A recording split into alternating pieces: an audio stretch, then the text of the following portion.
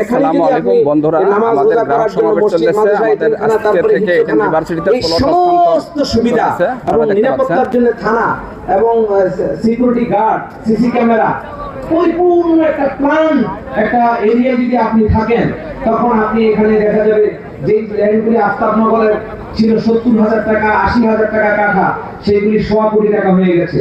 উত্তরা জসিমউদ্দিনের কথা বলেন বা ওই যে সেক্টরগুলির কথা বলেন, 1 লাখ 1.5 লাখ টাকা কাঠা 2 কোটি 2.5 কোটি টাকা হয়ে গেছে। বসুন্ধরা 1 লাখ টাকা জমি শতক ছিল, সেই জমি এখন 1.5 কোটি টাকা হয়ে গেছে। জলসিমতে এগুলি 1 লাখ, কোনটা 1 লাখের কম 70-75,000 টাকার ল্যান্ড ছিল, সেগুলি এখন 1 কোটি 1.25 কোটি 1.5 কোটি হয়ে গেছে। এটা কারণটা কি? সেখানে কি কোনো স্বর্ণ মুদ্রা বা হীরা জহরত আকাশ থেকে নামছে? না, সেখানে শুধু নাগরিক ফ্যাসিলিটিস গুলির অ্যারেঞ্জমেন্ট করেছে ওই অথরিটির লোকেরা।